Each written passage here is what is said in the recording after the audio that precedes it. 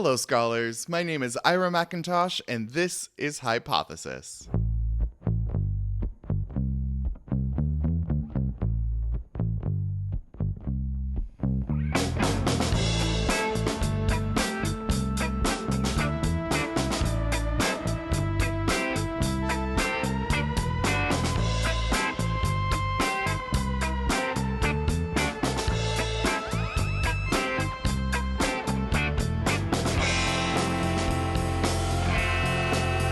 Hey there, everyone. Welcome back to my office. It's time for another episode of Hypothesis, and today's episode was an incredible conversation. I have really enjoyed recently digging in, pardon the pun, to archaeology and learning about material cultures and what we can learn from people, from the things that they've left behind, from the spaces that they've left behind.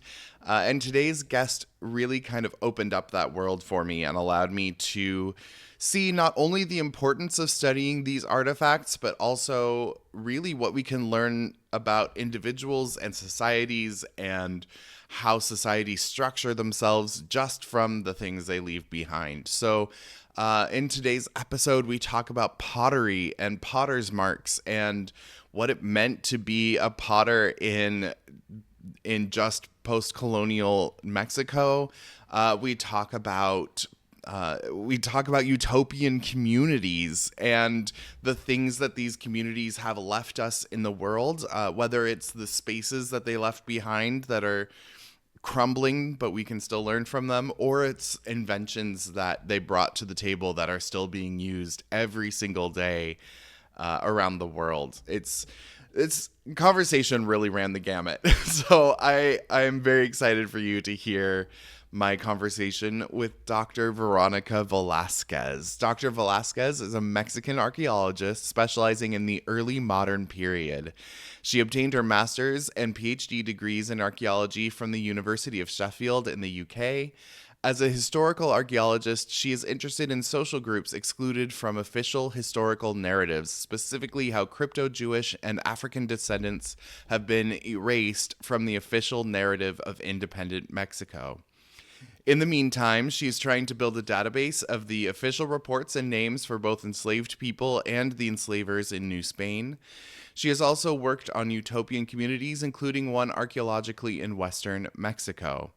Dr. Velasquez's current areas of research relate to colonial ceramics and cultural identities in the female social body.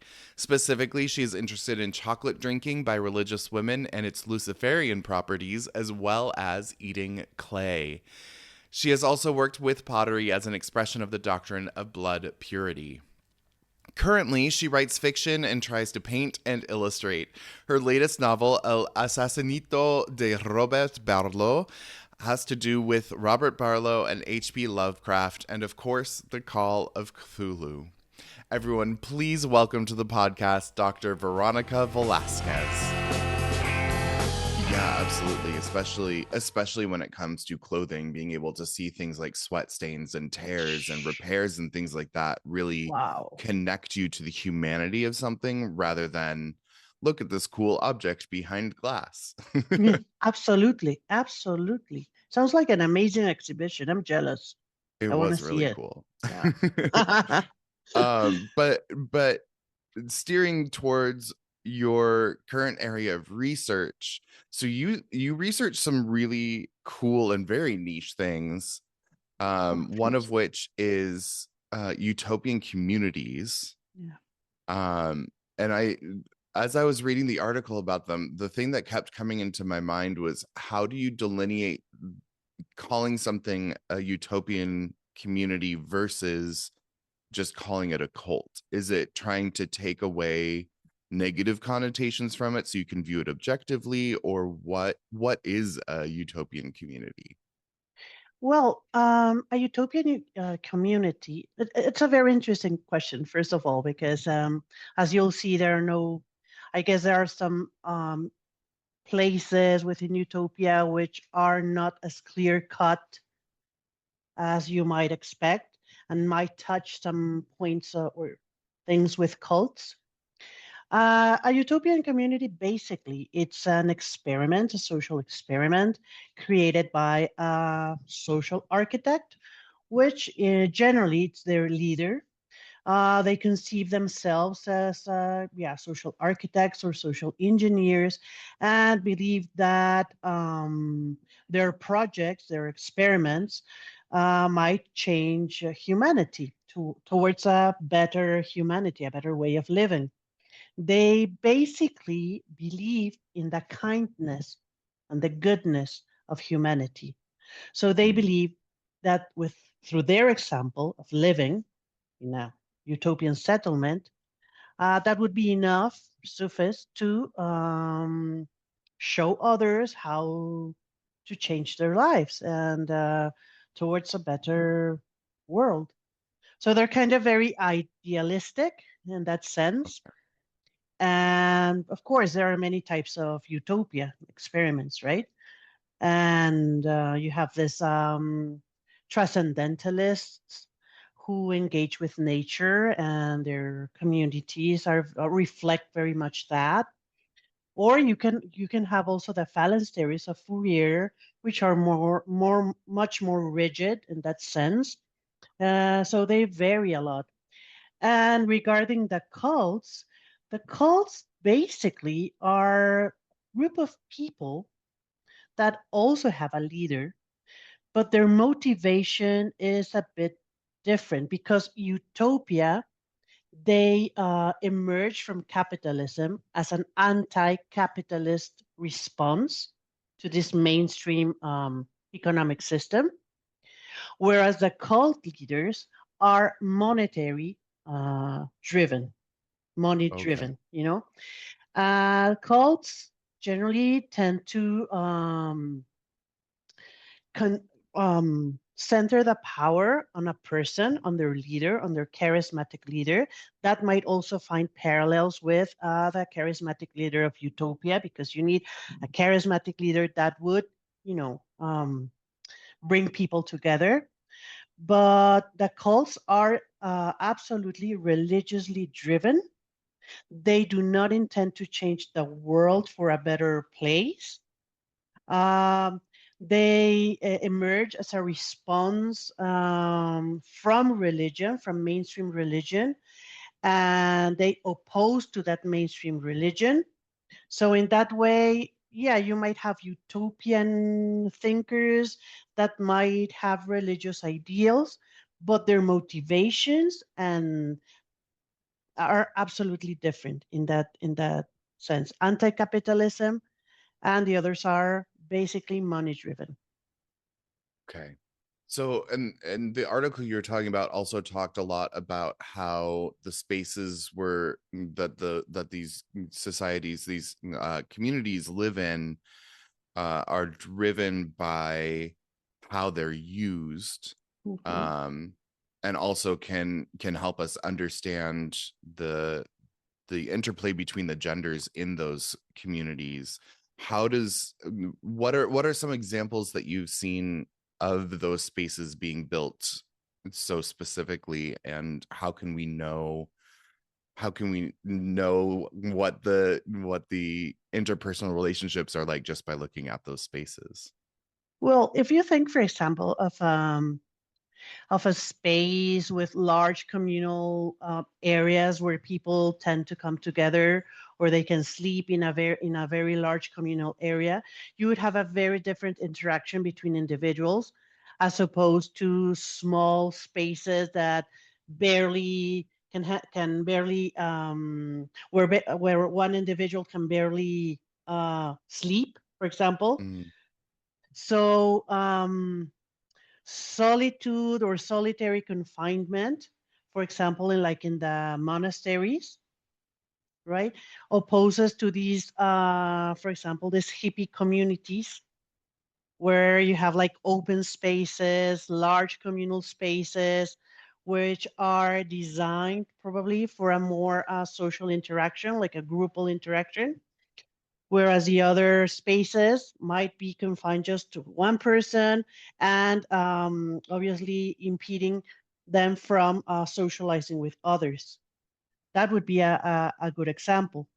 An interesting example also that we can draw a comparison from are, for example, some of the latrines, latrines Mm-hmm. for monks in some of the monasteries where they are communal. So if you have like small bathrooms where people do their thing, in solitude, that would imply a very different interaction, Mm-hmm. right, with others as a private, space, a private act, as opposed to these large spaces with latrines, communal latrines, where people can do their thing in community. So, yeah, space would always force you to different activities or different levels of interaction. We also see, obviously, Foucault's panoptic, Mm-hmm. prisons. Mm-hmm. So, yeah, space does confine your interaction with others. The communal latrines make me think of I was very obsessed with Roman culture when I was younger because my parents made me take Latin for many years. Oh, That was my way of finding Latin interesting, was at least studying the culture and the mythology to keep my brain engaged. And they had similar kind of structures in the baths where you would be in the bath, but then if you needed to go to the bathroom, it would just be a community space with a bunch of holes in the seats, and you would all kind of sit around staring at each other while you were doing your business, and it's a very different experience to what we have today. definitely, definitely, right? So yeah, space doesn't even in your own house, like how do you distribute space? Like bedrooms, or if you have a large communal living room, um, or you care more for very small spaces, very private, and what kind of interaction would that do on a family level? So imagine now on a society, prisons, hospitals, classrooms, unis, you name it.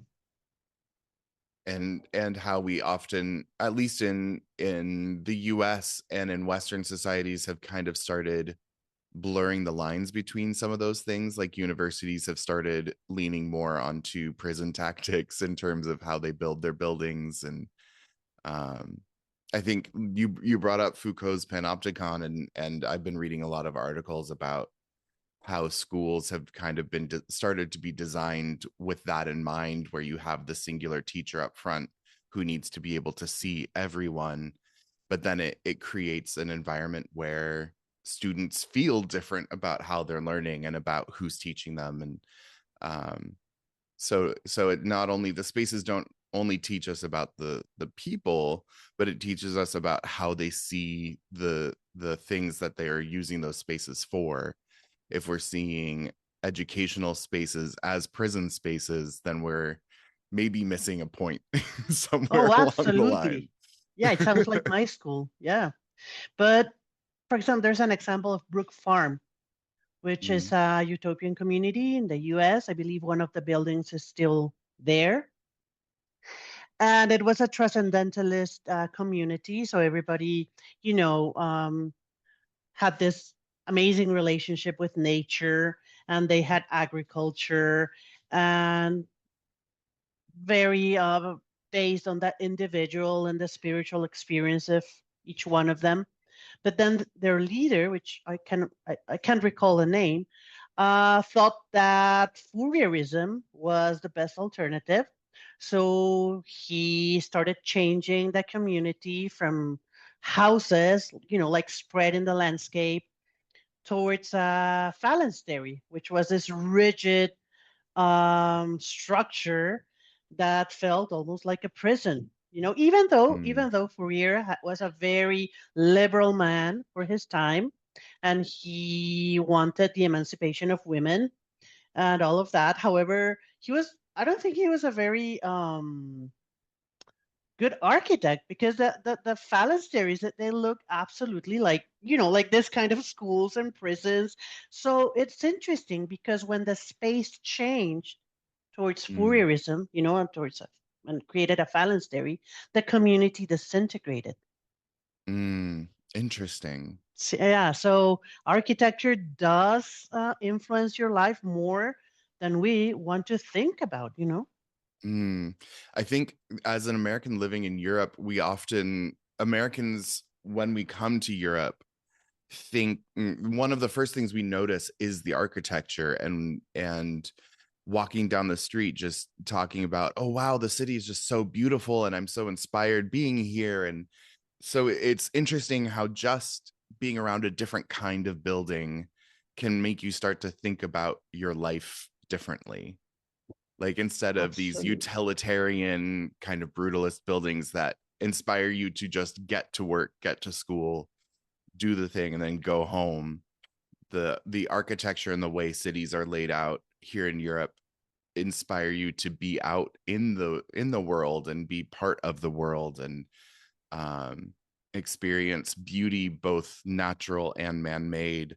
So it in that way, I can understand how that society collapsed when their architecture changed, because you're no longer wanting to spend time outside of the buildings because the outside of the building is not conducive to community building. It's something that's built just to house you and to have a roof over your head, and that's it.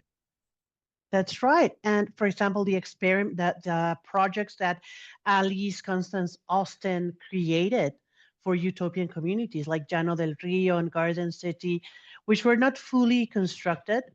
However, she was a self-taught architect and a feminist. Mm, She was born by the mid 19th century, I believe.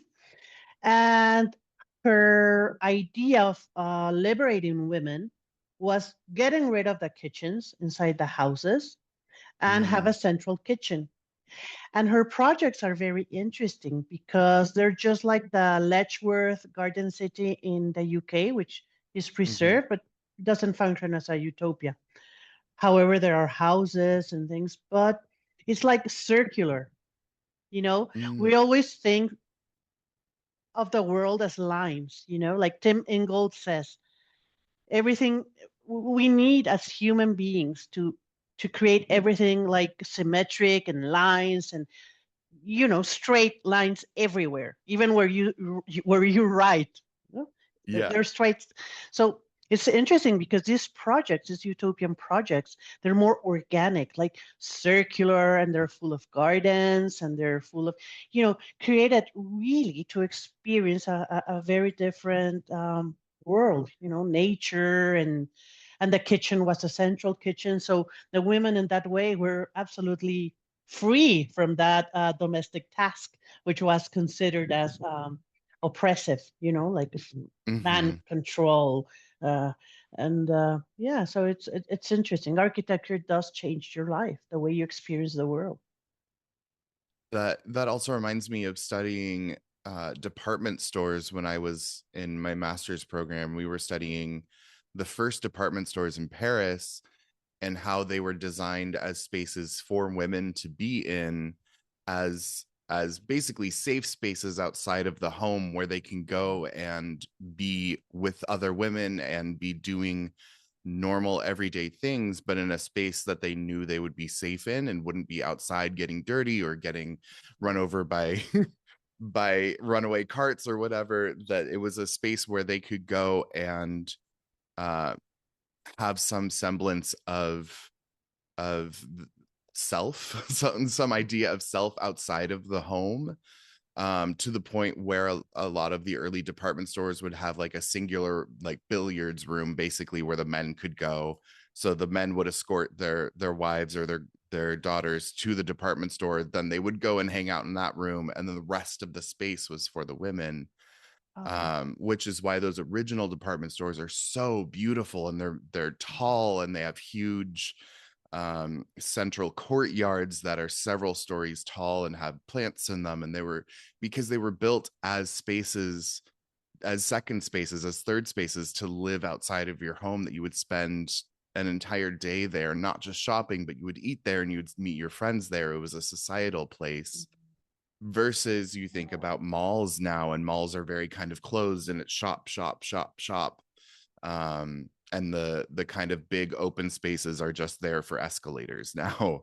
So it's a very different use of the space. And is more focused on the shopping aspect versus the society aspect that they started out as. Yeah, Uh, like kind of that, like that social part, that social bit gets like relegated, right? hmm. It's so Mhm. funny that we as humans are so, we need community, and yet we are so bought into a theory of living that pushes us away from community. Ooh, I will never understand capitalism ever. So something else, speaking of capitalism, something else that you talked about in that article was the inventions that came out of these utopian societies, and not just machines, but also things like cabinets in your kitchens. And you mentioned lazy Susans, like things that I would never have thought of as being an invention from a utopian community, because they're just so common nowadays. But then it made me think, oh yeah, I grew up hearing the word shaker cabinet, and it never occurred to me that they're called that because the Shakers invented the cabinets in the kitchen. So what is it about those societies that lead to so much invention, but also allowing the women in those societies to be the ones inventing those things? Well, I guess that both men and women engage in inventions. And I think the main drive is that a society that opposed to capitalism, that emerged from capitalism as a response, like anti-capitalist societies, they wanted to create their own stuff, like not being, necessarily consuming from that system they opposed to, but Mm, creating their own things. So, for example, there was, I believe it's Oneida, which is in New York City. It was a very interesting utopian community because they had this thing called complex marriage. So basically, it was a polyamorous society, but they engaged in Latin, studying Greek and Latin and algebra, picking up strawberries. They spend their days like outside under the sun, and whenever the weather enabled it. But one thing is that they created, I think they were the ones who created cutlery, like this beautiful silver cutlery. And I think they're still selling it. I mean, yeah. if you see Oneida, is that Oneida? Maybe, yeah. Maybe I'm wrong. Maybe right now I'm I wrong. think so. Yeah. No, that sounds familiar. Yeah. And this beautiful thing. So they consume their own things. So utopian communities will always strive to consume whatever they can produce.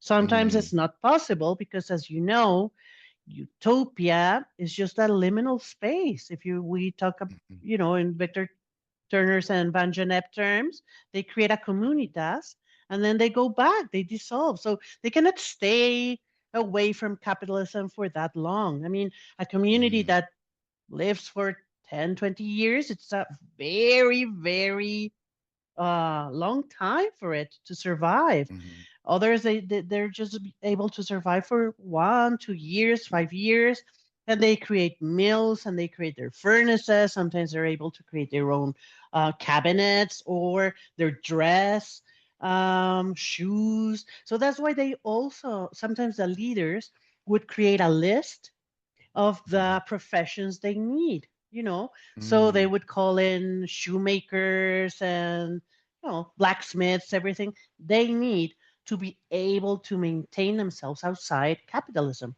So that's why they engage in so many innovations, because as social architects, as you know, being able to be the example for humanity of living differently. So they would engage in as much as they can. But obviously, archaeologically, we're seeing that they did not manage to survive on their own Mm. terms and be self-sufficient. And because it's hard, it's very hard to live in a stage that doesn't exist, in a liminal stage. Because utopia Yeah. is a no place. It's a non-existent place, Yeah. so getting there might be the drive, but you will never get there because it's utopia, you know. Hmm. So it's, yeah. It makes me think of, um, and I don't know if this would technically be classified as a utopian community, but it makes me think of the Amish and how they're seen as being so separate from the rest of the world to the point of having their own language and their own ways of living. But then those of us outside of their community know them for their furniture that they sell, for their blankets, for their food, for building barns quickly, like the things that they have, the skills they've cultivated as a way to continue their society are now things that the rest of the world benefits from. And so we see that as their, as who they are. We only see those few things, and then we put that onto them as their, as a society of, oh, those are the people that make good furniture. Yeah. Yeah, but they've managed to live in their own terms, right? Mm-hmm. I guess it's kind of the same as the these groups in Mexico, the Mennonites. Mm-hmm. They're religious and they live on their own terms, and they have their own dress and language, and most women are not allowed to speak with non-Mennonite men or nothing. I think that until very recently they weren't allowed to learn Spanish in the case of Mennonites from Mexico. Oh wow. But they have managed to maintain their society that in their traditional ways, but because they've been able to also take things from the outside world, like tractors and technology, things they don't necessarily create but adopt. So Mm-hmm. maybe that's why they've been able to, survive for such a long time. Yeah. Well, and something else you talked about in that article was also the, not just inventing objects, but also the legitimization of careers that were specifically kind of the sphere of women. So things like domestic sciences and home economics, and how those things that were cultivated, those cultural things that were cultivated within these utopian societies, then bled over into the rest of the world and kind of became legitimized as areas of study and as industries. um, something that I'm curious about is if those were things that legitimized that work that women were doing in that earlier time period. What does it mean now that our educational systems are stripping those things out of schools? Like a lot of schools aren't teaching home ec anymore, and thinking of domestic science as a area of research seems a little crazy now, just because we haven't had it for so long. So what does that say about the rest of society as we are delegitimizing these things that were so part of culture for so long?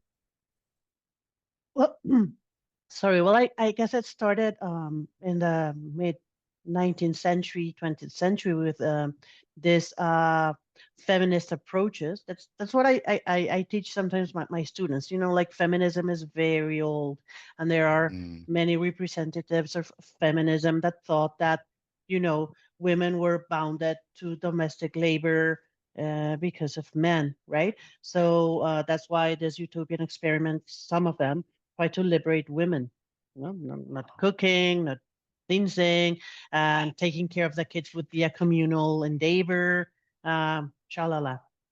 But I think it's been the case of not the not the activities themselves, not the domestic activities or domestic labor in itself, like taking care of kids or cleaning the house, because I think you can do that as a man, as a woman, right? You have to clean your house. You know, who's not gonna take care of their own kids?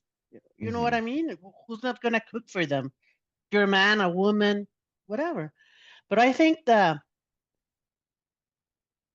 point here is that this course of oppression that has been fashioned by men and that has been associated exclusively with a female endeavor, you know? Mm. So it's like not cleaning, not cooking for yourself or your kids, not doing this kind of things, which, I mean, if you want a clean house, you have to do it, right?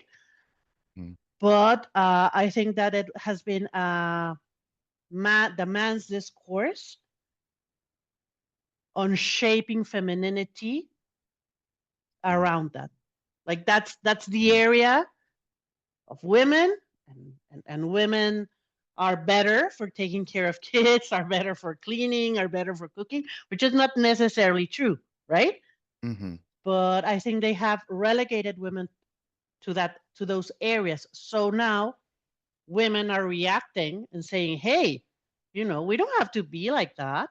That's their discourse. So let's get rid of all of this, and let's go to the other side Mm. of the discussion, right? It's not the activity itself, it's the ideology behind it, right? What's being Mm. imposed and like justified as a natural uh through a natural discourse, like, oh, it's nature, women love kids. Well, guess what? Not always, right? There are a Yeah. lot of women who don't care to have kids, right? They don't want to Hmm. be moms or anything. So why motherhood should be exclusively part of women? But that's, I think, the idea when after the Industrial Revolution, or with the Industrial Revolution, when men started going away from home because you had to go to the factory, you have to do this and that, and women stayed at home. So it's part of this capitalism, this capitalist ideology and a Well, patriarchal control. yeah, and it's so interesting thinking about the times when that has changed, such as World War II, when the men were all being sent to war, so the women were all taking the factory jobs, and suddenly women's sports became the important sport that everyone watched because there were no men to play the men's sports. Mm. um and somehow society still marched on with women doing all of the men's work, quote unquote. So but then as soon as the war ended, it shifted back, and all of a sudden women were unable to do those things, and why would you think that you could do that? You're not as strong as a man, blah blah blah, like all of that kind of stuff. Mhm. So it's interesting how easy it is to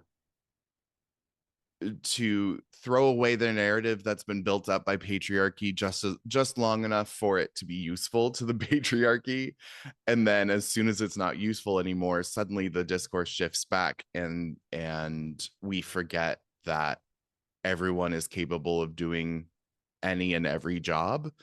um yeah, it's, I don't know, that's something that's always frustrated me about about society, is how we can use people when we see them as useful, but as soon as we want our jobs back, or we want to do something that other people are doing, suddenly we can delegitimize them and say, oh no, they're not worth using anymore.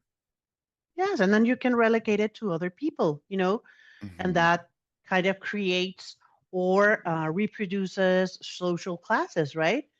Mm. I don't want to take care of my kids. I'm an emancipated woman, so I relegate the care of my kids and cooking and everything to a woman which is in a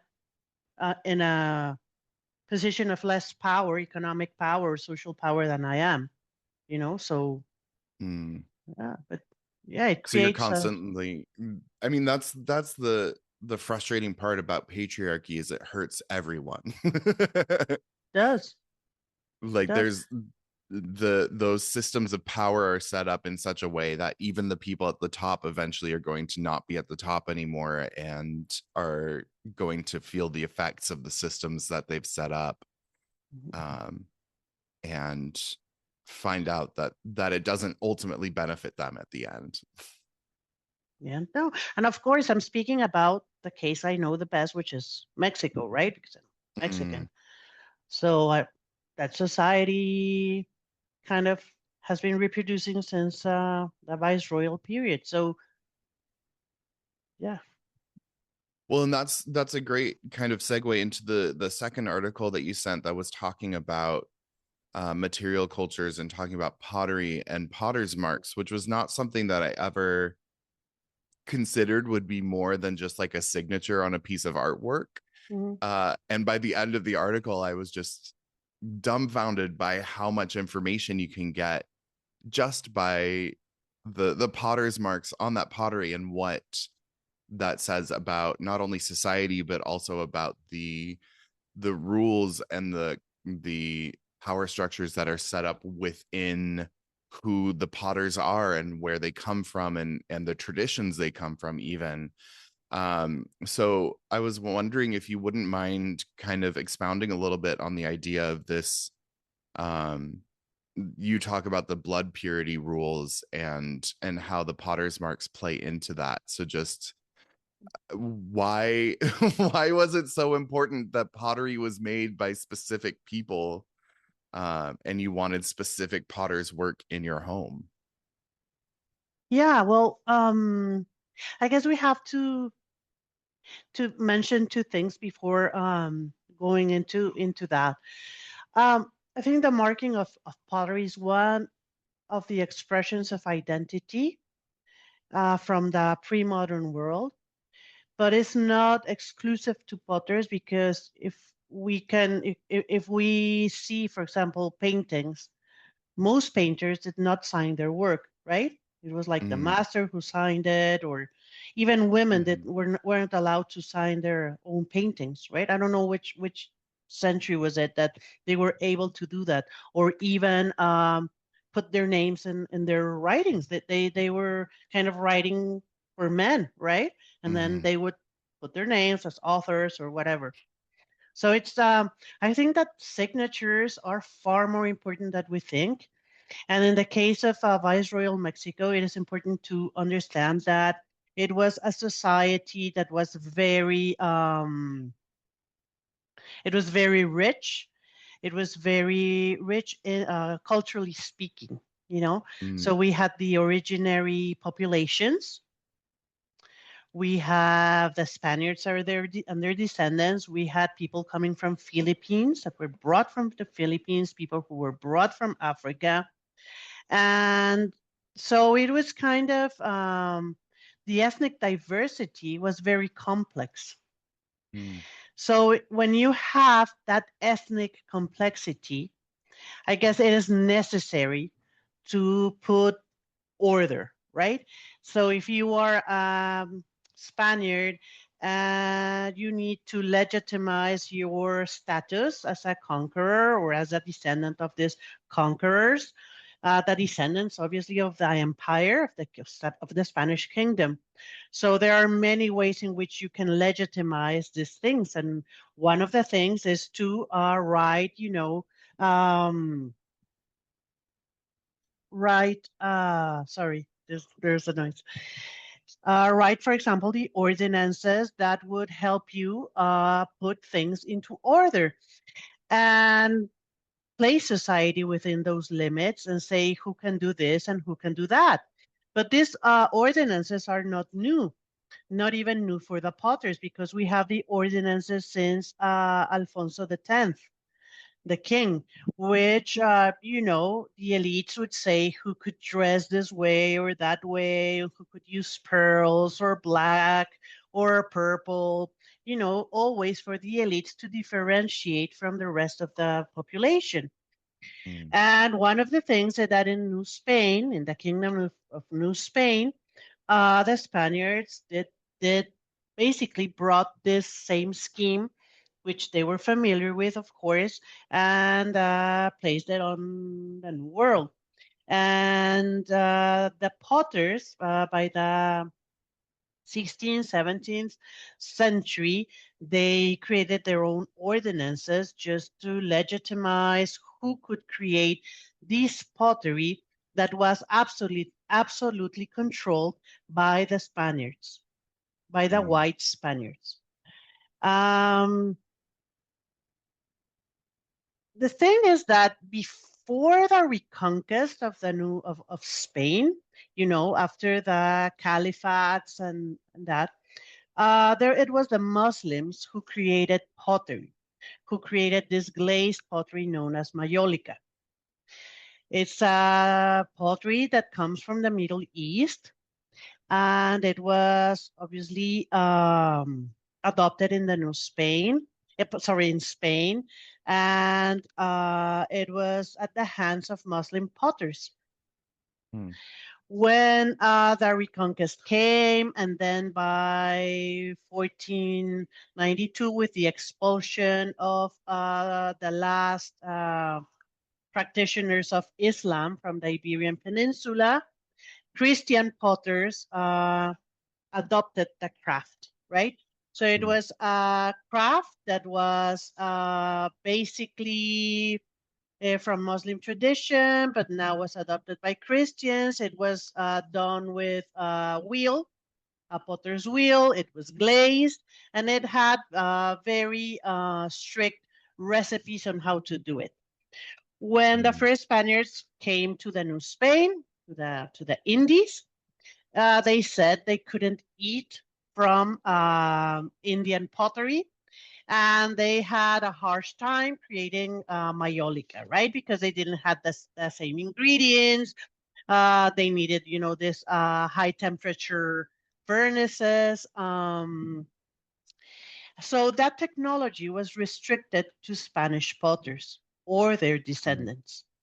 So that was one way in which probably Spaniards sought the control over production, a technology, and on the byproducts of that, that would enable them to express their identities as Spaniards and as different from the rest of the population.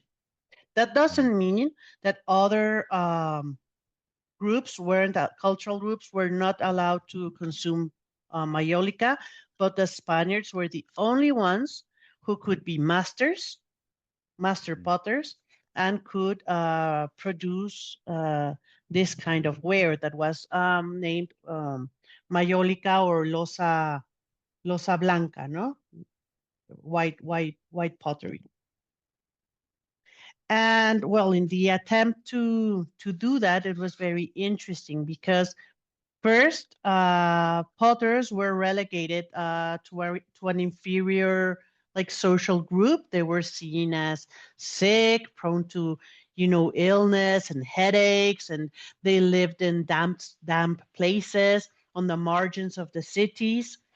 Uh, the places where they lived and where they found clay, the banks of clay, were only considered only suitable for wretched burial. Uh, Mm. so with time, I guess the potters changed gradually this status and started, you know, um, changing towards a more prestigious guild Mm. that produced these objects that would enable Spaniards and their descendants to express their identities and being potters that were not associated now with Muslims, but were absolutely Christians. Mm. Then people would consume these objects, and that those objects having agency would allow them to express these ideas, these notions of, let's say it, superiority. Mm. Mhm. That's so fascinating on multiple levels. I didn't realize that um first off, I didn't realize that Spain had that history of Islam. I think a lot of people, when they think of Spain, they think of Catholicism, they think of the the Inquisition that went on, where the Catholics went through and basically murdered anyone who wasn't Catholic. Um, and I guess I, being ignorant, never considered what came before that. So it's fascinating that the pottery has that history on top of it, but then to um, really consider that potters were not thought of highly. I guess in my mind, I didn't think that potters would be held up as some pinnacle of society, but I just figured they were on the same level as other kind of workmen, as other people in that the working class. But then as I was reading the article, realizing that they were really not thought of highly in any way, shape, or form, made me think back to my younger years when I was reading the Bible and learning about Judas and how his body was buried in a potter's field. Mm. And I just kind of took that as it was and never questioned it, and realizing, oh, it's because potters were thought of as disgusting people on the outskirts of society, that they took this man who was thought of as a disgusting person on the outskirts of society and buried him there. It just lends so much more symbolism to that story, um, to know that potters were thought of in that way. Even back then, it's wild that it's such a long history of them being thought of like that. Yeah, Um, because of the sorry, because of the yeah. fragility of clay, because of the fragility of Hmm. then of their human spirit. So yeah, there were parallelisms with that, and Hmm. Well, something that I was wondering about, as it pertains to Mexico, was there, you talked in that article about the kind of hierarchy that's set up with who's allowed to display certain things, who wants to own certain pottery, um the the kind of disgust that the Spaniards had against the non-Spanish pottery. Was there kind of a hierarchy in crafts prior to colonization in Mexico, or was that something that really started happening because the Spanish came in and wanted to create that separation and superiority? well, I guess there have always been different ceramic groups. Ceramics used for ceremonies. Ceremonial kinds of pottery, which is different from utilitarian pottery. Pottery that is given as well or was given as gifts, special political alliances. So there is all this variety of objects, really, and they have different layers of meaning, right? Due to their material, where the clay was brought from, who painted it, what's seen as a complexity on that. The colors sometimes mean things, and give special attributes to the object itself. So I guess it has always there has always been a variety of uses and functions and symbolism and etc. Right? Um, when the Spaniards came to the New World, uh, they were fascinated by one pottery of indigenous tradition, which reminded them of a Roman pottery called terra sigillata, which is a Mm, red, very shiny, polished pottery, very beautiful. And the some indigenous communities from central Mexico had a similar ware, polished, red, beautiful, beautiful pottery. So the Spaniards, what they did basically with that group in particular was take that and then create new shapes, vases, and it's very interesting. And obviously, decorative schemes, right, which were more appealing to their own cultural background. So they modified that, although indigenous potters continued making it.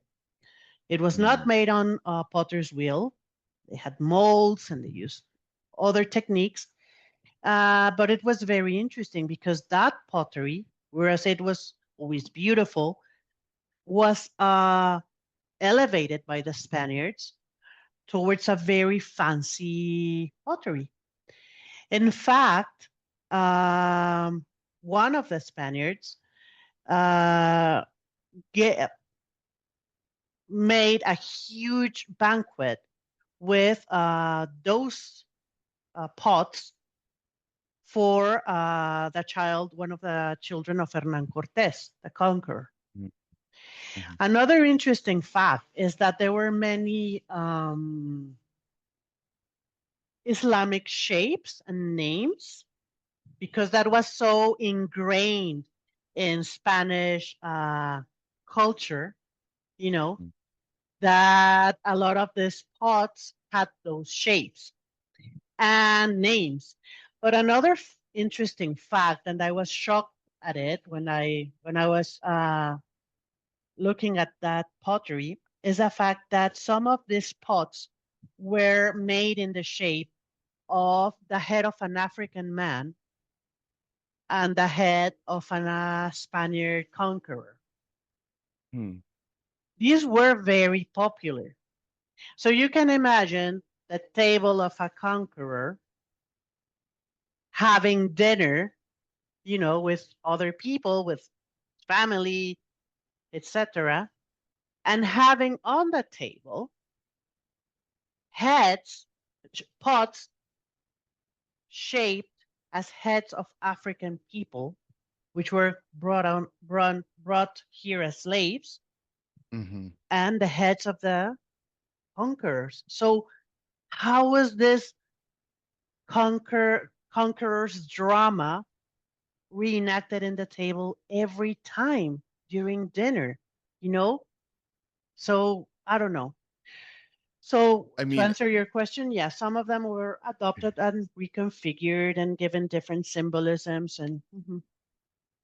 that's really fascinating. The having the pots that are shaped like the conqueror and the conquered on your table. That every society looks for ways to perpetuate their mythos and Yeah. to keep their story being the predominant story, that they have to tell the story over and over and over again to make sure that future generations adopt that story and adopt the structures that they've set up.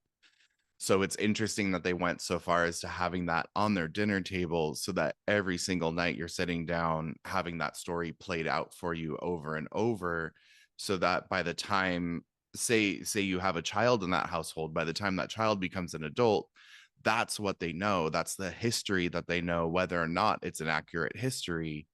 And it seems like a highly effective way to indoctrinate someone into the story that you want them to live with. Yeah. So objects convey meanings and Mm. they serve people to express or communicate many aspects about themselves and their legitimate their positions, etc.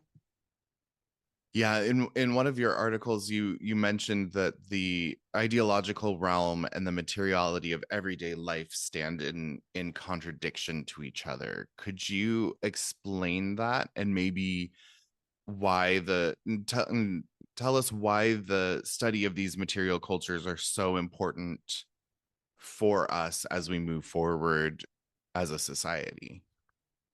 Well, it's because we like to write our stories and we like to write and read about history and we teach history at school. But history has always been, you know, censored, and there are bits and pieces which we would like to cut because it doesn't, fit within our idea of nation. That's a particular case of Mexico. So, what do we do with that ethnic diversity? What do we do with those aspects? If we want to create the image of a nation that is one nation for everybody with national symbols that doesn't make sense to everybody, but we want them to make sense, to everybody, even though it's just a small bit of history, of a sacred history from one of the many originary groups that established here in Mexico. And we want everybody to speak Spanish, you know. So that was like the post-revolutionary idea, you know, to create a Mm, nation. So history has always been biased, as we know. History changes. History depends on who writes it. If it's a woman, if it's a man, where do you come from? What's your age? And there are many aspects of daily life that are just being, you know, obliterated. Just they're just not there. And there are mm, many things which we do not find in the official narratives. mhm, And so it's important that we take a look at objects because material culture can reveal many things that have not been included in history. So not everything is documented. You know, the fallacy that everything is documented. Like, why would you do archaeology of the early modern period if everything is has been written down? Well, guess what? It's not. You know, yeah. there are many groups that have been erased. Hmm. There are many things that have not been mentioned, Hmm. especially ideological ones. And it's just like a puzzle, you know, you have to reconstruct. So that's why it is important to embrace archaeology and the study of material culture from, you know, many perspectives, because that would give us new narratives. I don't think that archaeology fits in the gaps of history. No, no, no. It just gives different perspectives, different views, new narrative. It contests, you know, the official narratives. So it enables us to have new tools to know the past and contest it and defy it and say no, things have not been this way always, you know, for good or for bad. I mean, it's just the way it is. Yeah. Yeah, that's something that I even talk about with social media is that it may have been created for a specific purpose, but people have learned uh to display their humanity on it in ways that they may not even realize. And if you know what you're looking for and you're able to kind of dig through all of the unnecessary stuff, you can see that evidence of things that don't fit into that meta narrative, pardon the pun, the meta narrative that the ruling class wants to put forward. Yes. um Sometimes you have to dig a little bit to get to a more accurate truth. Maybe we'll never have the true truth, but we can find more information to help us get a better picture of what's actually going on. Yeah, because you want always false your hypothesis, right? Hmm. But the more material culture we study, or we find different approaches or new approaches towards the study of artifacts, then yeah, we can find new things always. Well, I think that's a good place to end our conversation so that we can transition into to do the synthesis questions. So this is a series of questions that I ask all of my guests. Mhm. Don't think too hard about the answers, just whatever comes to mind first. So, first question, what is your typical executive dysfunction and or rest day activity? How do you recharge?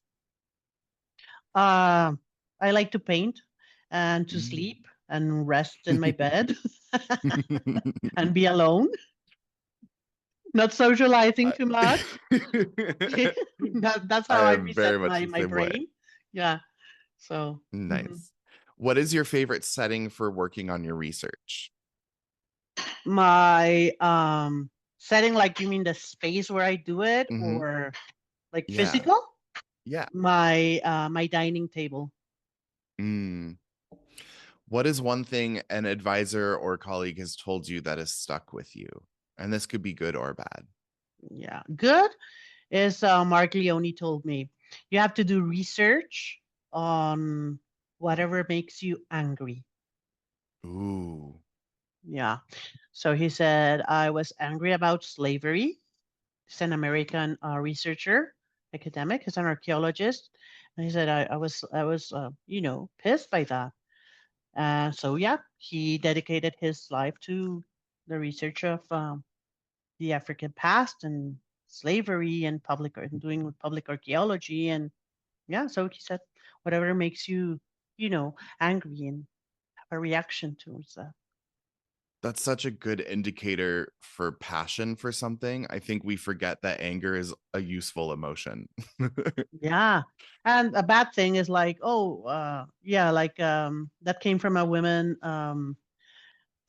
researcher, which I had a close relationship with, and she's like, well, if you continue to do research on the margins of, what's been established in Mexico as mainstream research, no one is gonna publish you. So yeah, like Okay, I'll take continue that as a thinking. challenge. Yeah. Next question. If you could choose any other area of research, what would you choose and why? uh I think I would choose something about occultism or Ooh, witchcraft. Yeah, things like that. Like, yeah, I yeah, love that stuff. yeah, like, yeah, definitely. Yeah. Who is one other academic whose research you really admire? Who I really admire, Mark Mhm. Leone, for example. Yeah, Sarah Okay. Tarlow. Also, I really admire her. Yeah. What is a question you've never been able to answer? What makes us human? Mm, I would like an answer to that too. And then just a silly question to end on. What font do you wish you could present your research in? Ooh. Well, there are many that I like because I love children's books. Ooh. Yeah. So yeah, bubblegum. I don't know. And then finally, if people wanted to learn more about you and your research, where could they find you online? Oh, they can find me in Academia. Yeah, ResearchGate. Just send me an email. Yeah, I'm happily or go to Instagram. But I'm there with as Veronica Evers. So you can also take a look at my fiction writings and my drawings and illustrations. So yeah, that's a good point to start. Yeah. Starting point. Sorry. Amazing. Well, thank you so much for being on the Thank you, Ira. podcast, and we will talk to you all later. Bye. Okay, bye bye, Ira. Thank you very much. Another huge thank you to Dr. Velasquez for being a guest on the podcast. I really enjoyed our conversation, and I feel like as someone from the US, I've been sold a lot of propaganda about Mexico, and I really don't know anything about it. So, this chance to kind of pull back the curtain and learn a little bit more about such an incredibly rich and varied community and country has truly been a pleasure, and really has just kind of set my toe in the door so that I can learn more about Mexico in the future, and I really look forward to it. So thank you for being a guest and for joining me, and thank you to all of you for listening. It's such a joy to be able to bring these episodes to you. So I hope that you enjoy them enough to share them with your friends, because that's the only way that we grow this community is by word of mouth. So I really appreciate you bringing in those friends that you think need a little bit of an education to our podcast. And we are so glad to have you here. If you would like to ask any questions of me or my guests, please feel free to submit your questions to me. You can send them to me on Instagram at hypothesispod. You could send us an email at podcasthypothesis@gmail.com. That's podcasthypothesis@gmail.com. Or if you'd like to hear your voice on the podcast, you can send us an audio question via SpeakPipe. That's speakpipe.com/hypothesis podcast. It would help if I could speak. Speakpipe.com/hypothesis podcast. As always, all of the articles discussed in today's episode are on our Substack. That's iramcintosh.substack.com. And on top of that, you can find the video of this episode. So if you'd like to watch rather than just listen, that video is there on the Substack. It is also available on YouTube. So please feel free to watch over there. Give us a like and a follow. On that note, please give us a like and a follow on all of our social media platforms. You can also find us on TikTok at Hypothesis Pod. We have lots of fun things going on over there. So please join the community on all of those socials. Please subscribe, rate, review, and share with your friends. Those subscriptions and reviews and ratings really do help us on the back end. So please make sure that you are participating in the community, not just by listening, but also by clicking a few little buttons here and there. Let's fight misinformation together. Have a wonderful day and go read a book. Goodbye.